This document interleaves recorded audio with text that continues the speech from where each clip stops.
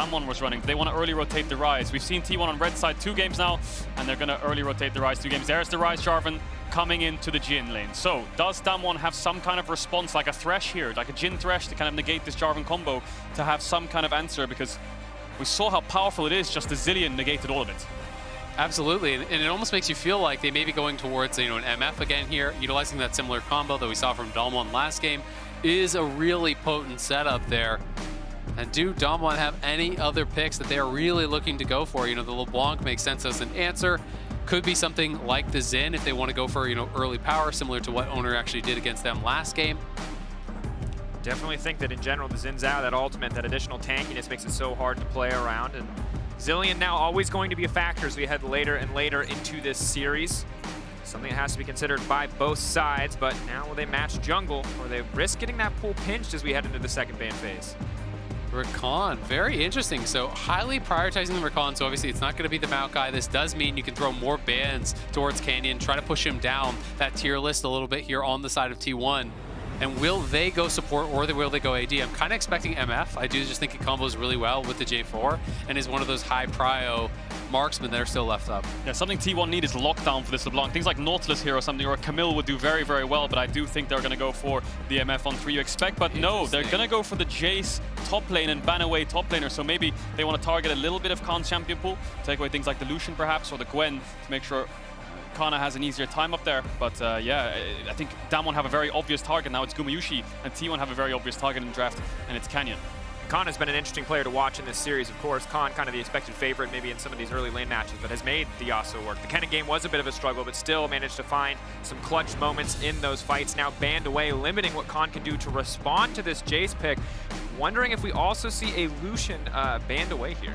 Yeah, I mean, if they want to ban double AP, I think that makes a lot of sense. The Lucian hasn't honestly been that effective for Khan in this series. Even though they did win with it in game number 1, it didn't really feel like it was about him. It didn't really feel like it was about that top side of the map whatsoever. So, you know, I would be totally fine with them leaving it up. Another ban towards Gumayusi. We saw this happen in game number 1 when they left Gumayusi's pick towards last. He's undefeated on the Jinx this year. They want to take that away.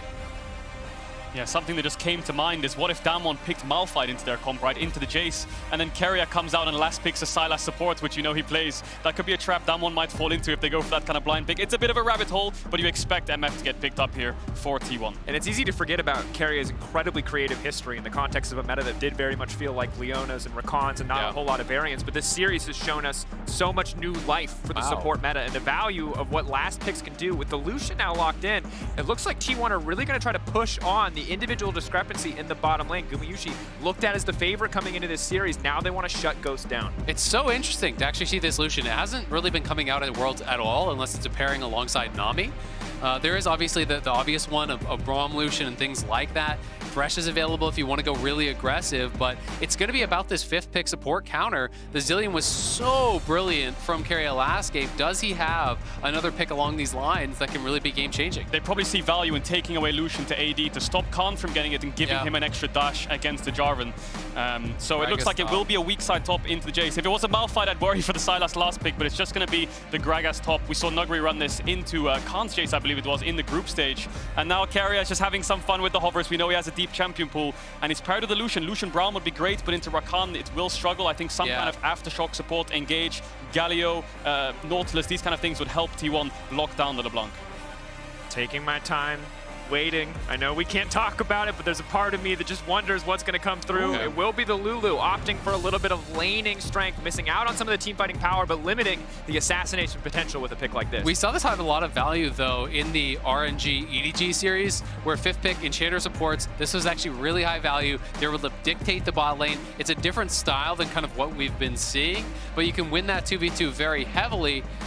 Of course, some of the risk here is that this is a very squishy comp overall there for T1. There's really powerful engage with the Gragas, with the Rakan.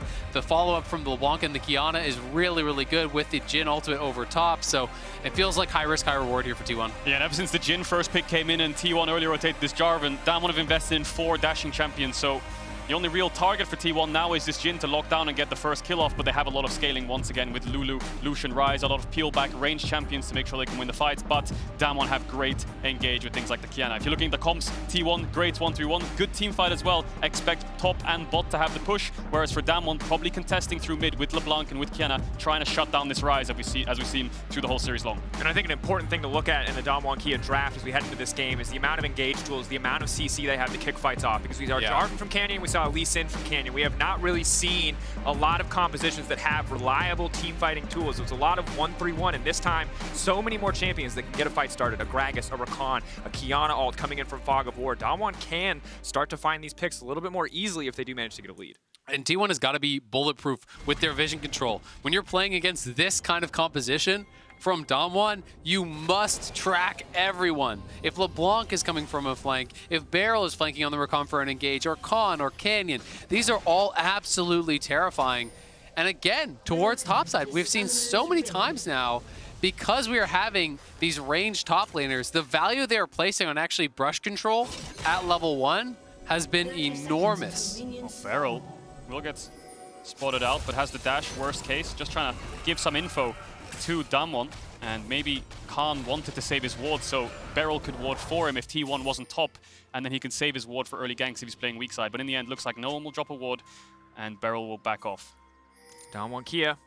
Keep our eye on this early game as they have a much more defensive 5-point start. Of course, don't forget to grab your exclusive Oh My Days Prime Gaming emote so you can flex while you're in your next game. Khan, of course, not going to get a lot of opportunities to flex here on the top side. He's been playing weak side, and I think it's such a difficult position to be in if you are Khan, because you know that this is a do-or-die game. And most importantly, this is a do-or-die game in your final season. This is his do-or-die year, right? You know, this is the kind of the last dance here for Khan. Has been such a successful player regionally, never got that international title. He is now on the favorites. Everyone expecting DAMWON coming into playoffs to be the one to win it. But now you're at match point here against T1. You've got to step up.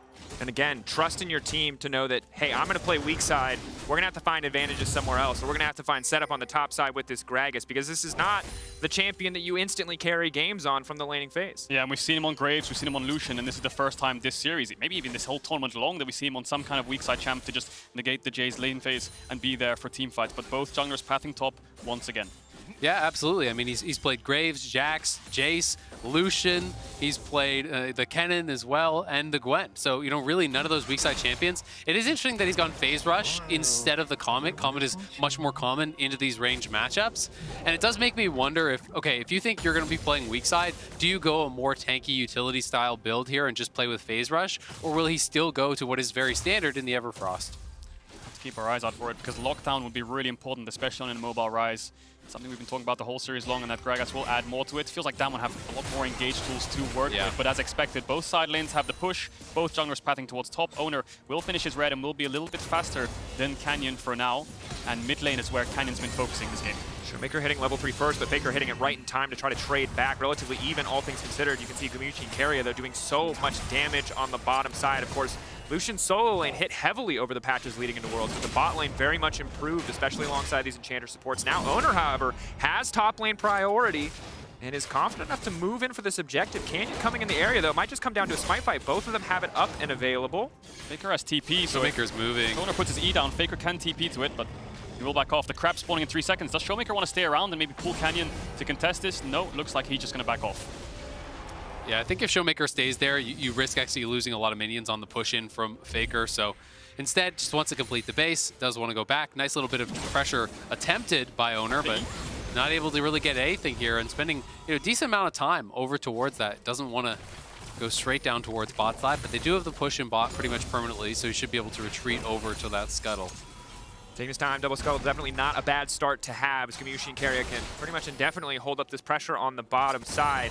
We're going to be much more favored in the 2v2. If jungle attention does make its way down to the bottom lane, if Canyon can show up with some of that setup CC, you know, they are a bit vulnerable, but the fact that they have the exhaust on Gumayusi does make so many of these plays that much easier. Yeah, so Canyon based after clearing his top camps and is running towards the bot side second respawn, and Oner stayed around on the map. He cleared out his Raptors, he's moving to this bot crab. Faker had mid push, put a ping down, they still have bot push, so that's going to be double crab for Oner. Canyon pushed back in this early game. 2 wards invested from DAMWON on the top side in their own jungle, so not a lot of information to work with here for DAMWON.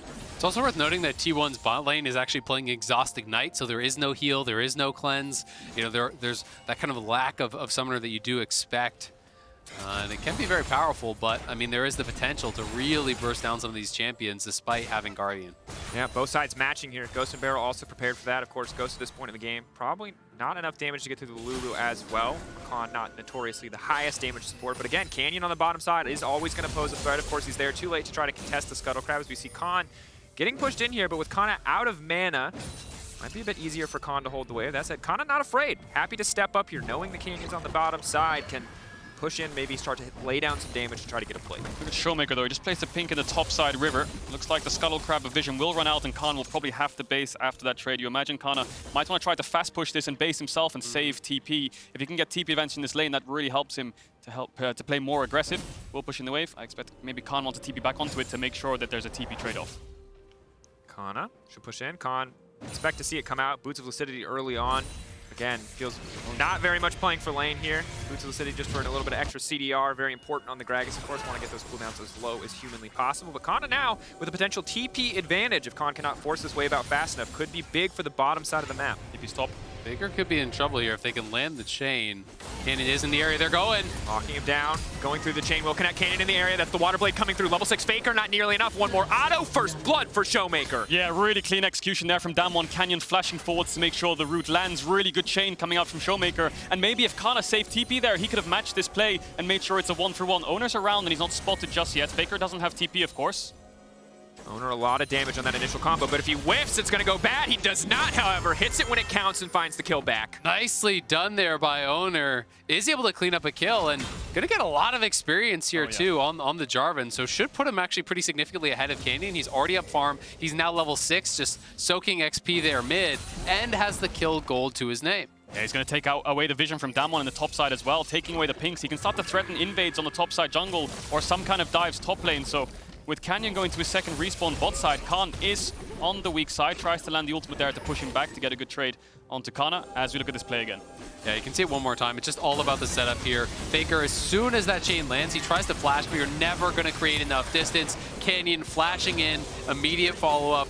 Just really well done there from DAMWON. Yeah, no, there's a pink ward right there, but he hugs the wall as he moves around into river, so you can't actually get vision of him. Spots out Canyon going towards his top side camps, lands the EQ, auto attack, and the whip finished him off. And clearly just knowing the damage thresholds there, knowing he could actually pick that up was really well done. They're feeling themselves after those kills. ShowMaker going, whoa! You love to see it as Faker looking for Khan. On, debating if he wants to step forward here. Recall will not get canceled as Faker takes the blast cone out to safety, but important to note, DAMWON Kia, again, the pressure is on them to find the win here. T1 have the luxury of losing another game, of going to game 5 before they have to be concerned. Can play this one out with a lot of confidence, pretty comfortably comparatively. Yeah, topside is a little bit of a concerning disadvantage though. You know, Khan had taken some really bad trades. Canna doing a good job actually pressuring him very heavily on this Gragas. The Lucidity Boot's not going to do a ton for that laning power. So, you know, after he was forced back off the TP, he did lose a plate. He did lose about 2 full waves in the disadvantage, and now Keria just trying to farm up that Spell Thieves. And as we saw the mid-wave die and go to Oner, he got an XP advantage, but Faker's down a level, and ShowMaker we saw was quite ahead in gold with the kill and with the CS difference. And ShowMaker this year, including this series, is 10-1 on LeBlanc right now. He's only ever lost one singular game. So definitely quite a scary opponent to have on LeBlanc, because Oner's just going to start up this Herald. Keria has moved here, and the problem T1 have had this series is Faker can't contest mid-push because he's isolated so easily by the setup of DAMWON's mid-jungle. So they use their side laners to move mid and then start the objective to help Faker get to it himself. But right now he looks a little bit zoned away. Might turn into some kind of 4v4. Lots going to come down to how the J4 and the Qiyana ultimates are used. Tons of burst damage on both sides if they can find a single target to isolate. Con over the wall, a lot more immediate utility. Does mean a trade-off in damage, but it is just going to be the concession here, giving up the Herald. T1 not wanting to overpush for that one.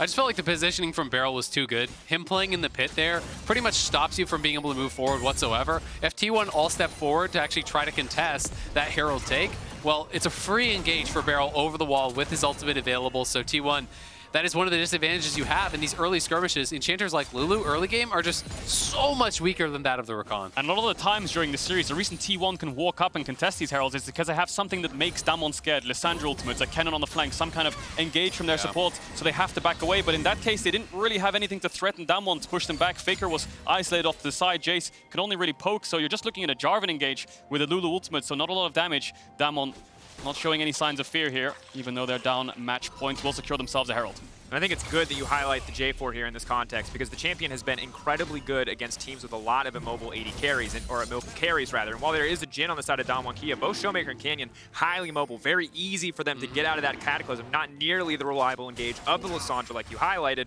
and really pressure on Oner to get something done. He has been a standout in the series thus far, but this champion, if you start to fall behind, feels a lot less impactful. You also don't really have dive buddies in this composition, so it feels more like one of those games where you ult in and then you just flag and drag back, and you're kind of just using it to create space to try to lock someone down, allow your carries to really follow up, because there's no dive buddy here. You're not going to just ult into the backline and one-shot someone with the follow-through. Yeah, 4 ranged champions if you count Jayce on the side of T1 with the Jarvan. And we talked a lot about teamfights being kind of decided by T1 when they're running the Yasuo comps and the Cannon comps. The second they pull the trigger, DAMWON kites back with their single target damage and then re-engages with things like Draven. This time around, it's the opposite way around. DAMWON have been the ones to look for the engage with Rakan, with Gragas, with Qiyana. And T1, the only real zone they have is the Jarvan ult, as Azael correctly pointed out there, and he'll just EQ away. So need to make sure these 4 ranged champions can get back far enough to dodge the engage from DAMWON and then turn with the damage from the culling, from the roots, from the Everfrost. And something that DAMWON is so good at doing is not just executing on these engages, but threatening them. Their setup around objectives is one of the things that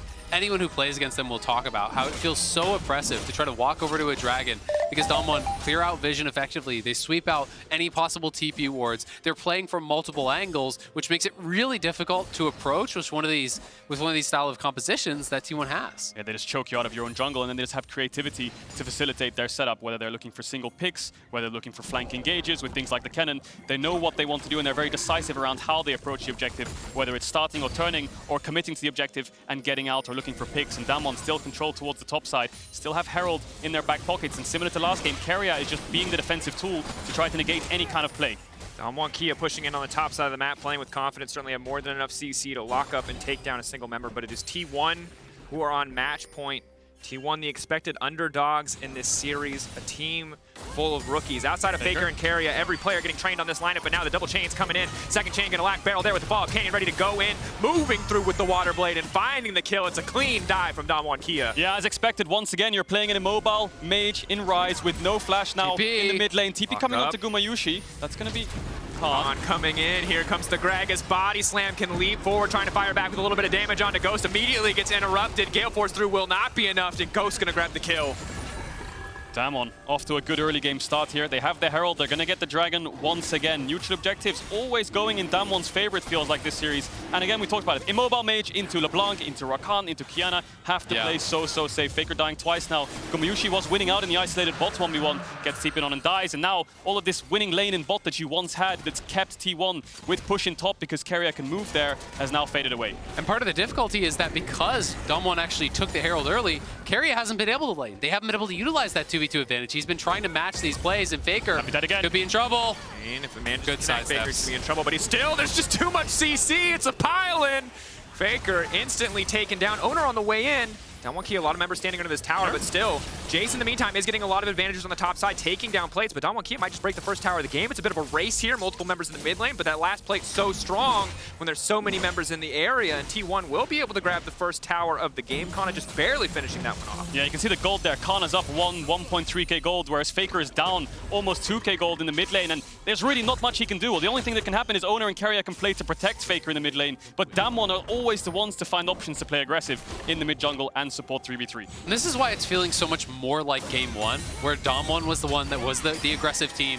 T1 was having to be on the back foot, having to actually respond to these plays from DAMWON, and just were unable to do it. They're so good when they're dictating the pace of the game, when they're choosing these plays. The trap triggers the W, nails the root, the TP comes through, and there's just really no way out of this one for you. Yeah, great early game map plays coming in here for DAMWON, and feels like DAMWON can kind of do this on every wave in mid lane, and you have to think back to previous games that T1 played with the creativity in draft. When they give over things like LeBlanc, they're ready to match with Lissandra, but this early rotation Ryze allows now DAMWON to counter pick mid lane, have a setup jungler, and control the early game. But for now, it looks like T1 are there to contest. 3 minutes on the next dragon.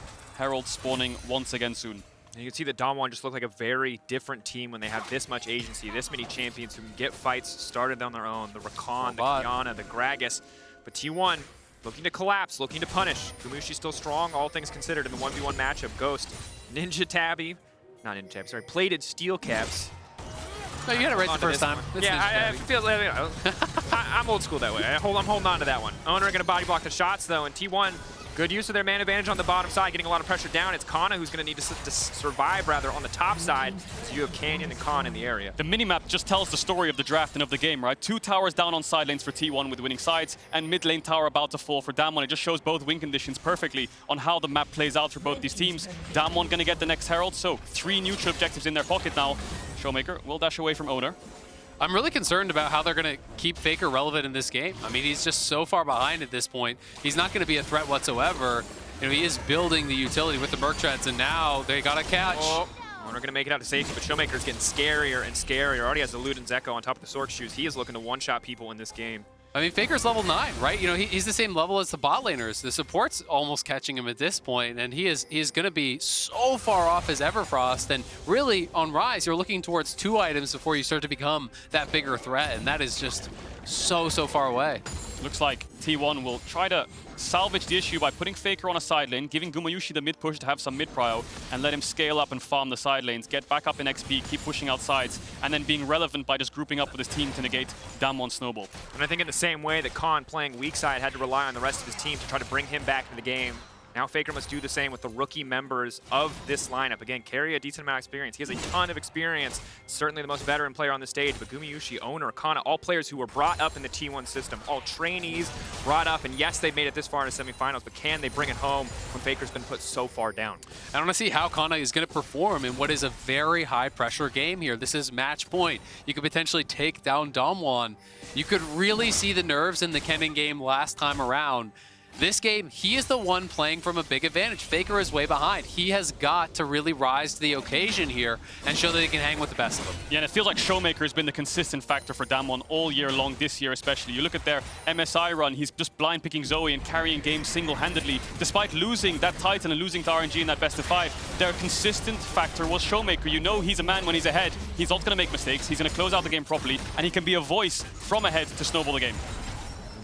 Playing with fire a little bit there in the mid lane, but I think it's certainly a good call out, Caedrel. When you're a 2-0-1 LeBlanc and mid lane tower is already down, it's absolutely full control over this game and over this map. Faker has to be so careful about stepping forward. Canyon can walk up here, but can't afford to overcommit. Oner in the area. Gonna get knocked back there by the Herald as the charge does come through, but they won't be able to grab a second tower on the bottom side. Yeah, T1 hanging on for now, but the question is, when do you make your move forward? When can you actually get on the map and be proactive? Is it just game 1 all over again, where you're playing Jayce Ryze and you're sitting back and you're praying for a win condition through sides? Because right now, the gold lead isn't massive, but DAMWON are dictating everything. DAMWON are going to get this next dragon. They are going to force you to come to them for that 3rd dragon fight, and that's where things are going to get really scary for T1, because the clock is ticking. And if you are pushing into Fog of War against a LeBlanc, when you have so few reliable lockdown tools to stop her, it is incredibly difficult to play the game. Yes, you can polymorph her. Yes, you can go for the Everfrost if she leaps directly into you, but ShowMaker's not a player that's going to let that happen, and Jarvan is not a champion who provides CC fast enough to stop it. Yeah, target selection is going to be the aim of the game for T1 here, with their kind of backs against the wall, because they're just getting pushed so far back into their own jungle. Faker's Root, Faker's Everfrost, and Keria's W, the Polymorph. Those are the spells that can really lock down ShowMaker. Anything else can be dodged away from. So they need to make sure that target selection is crisp, as Beryl does dash away from Oner. Similar to the Lissandra game, we saw Faker shut down ShowMaker in the Dragon fights. The same thing needs to happen this time around, but they have less tools to do it. Yeah, they have less tools and they have less immediate tools. So even the root from the Ryze, needs to be prepped. You have to do the spell flux, then the root to actually land that. There's the delay, as you said, on the Jarvan knock up as well. So we'll see if Keria can find that instant polymorph or something along those lines. Gumayusi is very strong right now. He is ahead. He actually skipped boots to just rush straight to a 2-item power spike here. Does have the Gale Force, has the Essence Reaver, so he's going to crit Lucian. And it's something that scales really well now with this style of build and with an Enchanter in your back pocket. Definitely something we need to keep our eye on, especially as he was the player with the big leads in the laning phase, almost 200 CS to the 159 of Ghost. And Ghost is doing what he can to catch back up in this game, but he is just going to be utility at this moment, whereas Gumayusi has the damage to carry a fight if he's positioned to do so. always has to be careful and can never afford to get chained here, or things could turn against him so rapidly. He does not have the cleanse, he does not have the QSS. He opted for the exhaust, which will mitigate the damage, but if the CC comes through, you know DAMWON Kia have the follow-up. And this game is going to play out exactly as the last 3 games have played. Cross maps traded for side lane towers, and then matching towards mid. That's exactly what's going to happen when this next dragon spawns in 3 minutes. Both teams are going to group up mid, and they're going to go aggressive. Gumayusi, Gale Force is traded back and forth. Canyon in the midst of the entire team. The knockup is there, wild growth, but now Gumayusi is overstayed as well. Keria needs to move forward to buy block. That's going to be the cast. Now Faker knocked back the entire team, and he's just so squishy. That's the lockup coming in from ShowMaker. He's fishing for a few more kills. T1 pulling back in the mid lane. DAMWON Kia, the flash forward, the body slam. Keria gonna get locked up. No, the flash comes out, but ShowMaker still manages to find the kill on a rampage. He will not go out quickly. Now ShowMaker leaping in. Oh, baby, not the next Faker. ShowMaker popping off. Welcome to the show. 5-0-1. DAMWON up against it, and who else but ShowMaker, their star, to push them to a potential game 5 here. He is looking amazing in this game number 4. And T1 went for a proactive play. You could feel the desperation a little bit. They want to make something happen. They want to find a look here. And Gumayusi knows that he's going in with the ultimate. He follows the Gale Force with one of his own. The exhaust comes through on Canyon, but the CC is there for so long. Yeah, and as you see it in the Axe effect replay, Gumayusi is the one who tries to start the game in a snowballing effect by going aggressive onto Ghost and pushing him back and getting his summoners. The problem is there's no objective there available, even if the play does work out. And who's ready to respond to mistakes and overextensions? It's ShowMaker. He arrives just in time and cleans up, and he's going to solo kill Faker! Oh, ShowMaker showing up here when it matters most. Game 4, 6-0-1. You just cannot outplay a LeBlanc that is that fed. Absolutely. It's just such a battle between these two legendary teams. It's T1, the greatest organization of all time. Faker, the undisputed greatest player of all time, coming up against DAMWON, who has been on such an incredible run over these last 2 years, trying to build up their resume, to challenge as one of those greats, as one of those organizations that will never be forgotten. And they're making a great case for themselves. And now, when you look ahead towards what could be a game 5, we're not there yet, but it's a 4K lead, and DAMWON Kia are in control. DAMWON Kia trying to push away the T1 legacy as the most famous, as the most successful organization in the world, and certainly the most successful organization coming out of the LCK to go back to finals, to try to defend their trophy. If they can do that, they become the next name on a list alongside T1. Below them, organizations like Gen.G, formerly Samsung, who have tried to make it, who have found multiple titles. DAMWON Kia will be up there with the greatest of all time. Yeah, and it all comes off the back of ShowMaker. 4,000 gold ahead of Faker as he looks for his one step closer to a 4th world title. 3 levels up as well. ShowMaker dominates the entire map right now. Look at where T1 are standing. No one can walk up on any lane until they see where ShowMaker is. 30 seconds on the next dragon will put DAMWON on Mountain Soul Point. As a stopwatch, as a 10-stack Medjai's, no one can afford to walk alone through Fog of War on the side of T1. ShowMaker going to be able to easily pick up these kills if he sees a single opportunity. So hard now for T1 to find a way to play out of this game. Maybe they can find a pick on someone who isn't ShowMaker. Maybe they can lock down Ghost, but Beryl's in the area, Canyon's in the area. T1 have to be careful.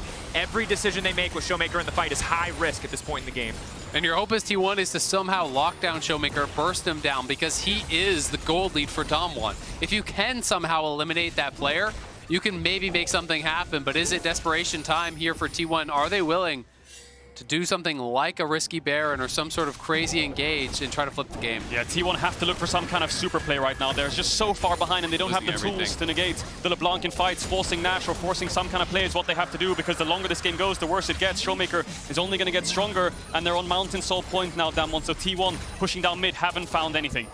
T1 are so far behind that even looking at that Baron cost them a dragon and a tier 2 tower. They only getting further down as DAMWON Kia look to bring us to a game 5. And T1 didn't even clear out the pit. There's still a ward sitting there, so there was no risk ever for DAMWON. You're never going to check into the river when you see T1 isn't starting the Baron, and T1 just didn't clear that out. So Khan pushes for free on bot side, takes the tier 2.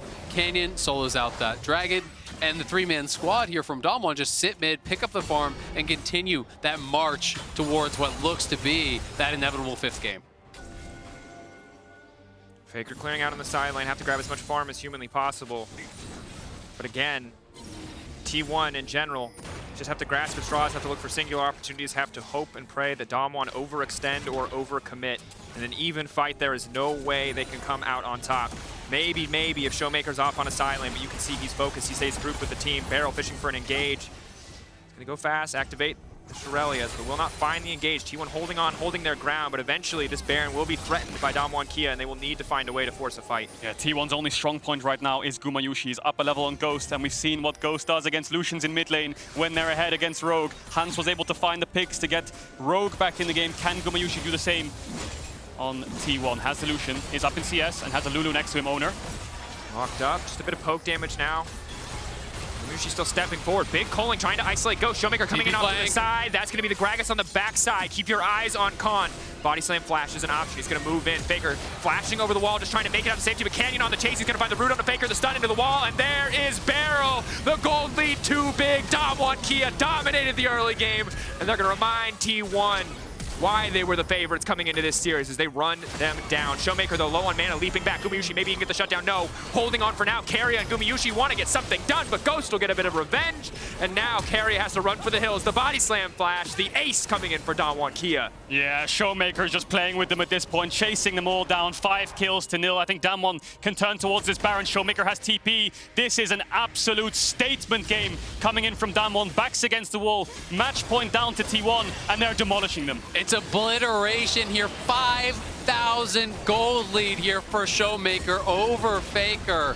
Him and Canyon working incredibly well in the early game to punish Faker. Then Beryl getting involved. This squad being so proactive, so aggressive, always pushing their advantages here in this 4th game. Yeah, and this is what happens when you give agency like LeBlanc and Qiyana into Ryze to the best jungler in the world and the new modern era mid laner, the best mid laner of the LCK. They just run you over. ShowMaker can just take over in these fights. There's no one who can lock him down, and even when you think you've got him, he pops the stopwatch. And that's that luxury item we talk about. That 5K gold lead, he's happy to spend about 600 of that into a stopwatch to keep him alive in these plays. This man can play on the edge of madness every single time, keeping those stacks alive and well, keeping those damage numbers high. 3.8K from LeBlanc. And now he bought a Zonius, just completed the full Zonias off of that. Bad goes to worse when you see that inventory now on ShowMaker. And for T1, you're hoping for the miracle, but realistically, you're planning for Game 5. You're thinking about what you could change. And to me, this series has been defined by proactivity, the teams that can go aggressive, that can dictate plays. And in Game 4, it has been all about DAMWON. It was T1 going for this 5th pick Lulu, trying to dominate lane, Beryl circumventing it entirely by moving around the map, and Faker just getting picked on by this aggressive squad. ShowMaker leaping forward without fear. Easy for him to just threaten with all of these cooldowns as DAMWON Kia push in on the top side. Baron empowered minions backing them up as they break down these tier 2s. Khan just ushering a wave in the mid lane, where Faker just tries to get anything back on the side lane. Echoes of Game 1. They're important to remember. T1, they got this far in the series because they've adapted, because they've grown from what they showed us in the past. But that said, ShowMaker a constant threat, stopping them from getting anything else in this game. Yeah, DAMWON playing on 2 lanes here, just pushing T1 back. ShowMaker single-handedly forcing T1 back to their nexus, which allows the rest of DAMWON to push forwards. This top tier 3 is going to fall 30 seconds on the Mountain Dragon, so maybe DAMWON want to play it safe after this siege and just beeline towards the Dragon and pick that up. But for now, they're in full control. ShowMaker now 16 as well. Really low cooldown on that ultimate, and he's going in on Oner. Big damage, the minion there to body block the chain, though. Keeping him alive as the Sigil of Silence cannot be proc, Sigil of Malice, rather. DAMWON Kia breaking into the mid lane, looking to break down their 2nd inhibitor. Again, slow, controlled victory. They are still on the cusp of losing. They are still 1-2 down. They need to win here to bring it back for Game 5, to bring it back for Silver Scrapes and their shot at the finals. And DAMWON are the ones pushing T1 to Game 5. T1 are not the ones pushing DAMWON to Game 5. Yeah. And it's all your lives on the line. Everything you've been working for this whole year, everything Faker's been working for the last 5 years is in the next game, because this one all but feels done. And a lot of people were saying this one wasn't going to go to 5 games. They thought DAMWON would be the one stomping it, but it was DAMWON here having to fight back against T1, who had an incredible Game 2, an incredible Game 3 here. And this is the DAMWON we expected coming into this series. Game 1 in this game, just utter domination from start to finish. T1 in their wins, just weathering objectives, having better drafts, having better late game scaling, and then just outplaying in teamfights with Lockdown and CC. But DAMWON, all that's left is the bot push, and T1 are hoping for a miracle. Holding on, praying. Level 14 now for Faker, only 2 items under his belt, 28 minutes in. It's a Dragon Soul, a Mountain Soul for DAMWON Kia. The burst damage will not be enough to kill most of these members. They have to focus, they have to find a single target, and they have to cross their fingers hoping that someone overextends or overcommits, but it's a slow, controlled siege from DAMWON Kia. ShowMaker now just showing on vision. T1 have to play carefully here. The calling out just to come down for a little bit of poke. Khan steps in, big damage onto Oner. That's the lockup, curtain call coming in. You have to feel like this is it for T1. They're forced away from the tower. This will be the inhibitor tower falling. Third inhibitor to follow. Canna just barely able to make it out. And with the supers crashing in mid, crashing in top, the bottom inhib will fall. DAMWON closing the noose here, looking to finish up this game. Leading T1 out, 3 inhibitors down. They can wait, they can take their time, but ShowMaker keeps leaping forward. So much damage onto Keria. T1, they fought well to bring us to match point, but they'll get knocked down in game 4. T1 holding on for as long as they can, but they know this one is over. DAMWON Kia pushing in, breaking the brace. ShowMaker, legendary, a triple kill to finish, and DAMWON Kia will bring us to game 5. 11-0-3, ShowMaker.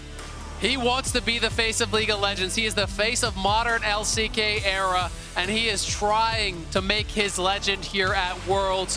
What an incredible game against Faker's Ryze, utilizing his signature LeBlanc and just dominating T1. That game was extremely dominant from DAMWON, yes, but I feel like these two teams are just so evenly matched with different strengths, right? DAMWON's strength just coming from more flexibility, more draft kind of flexibility in terms of shutting down what DAMWON want to do and then utilizing the tools they're given to make sure they win the fights around objectives. DAMWON's just well-oiled machines from start to finish, know what their win condition is, and they try their best to execute upon it. Gentlemen, what a best of 5. We're on the cusp of game 5. This was the matchup that everyone wanted, and now we get to see these teams face off in a game 5 as DAMWON Kia's dream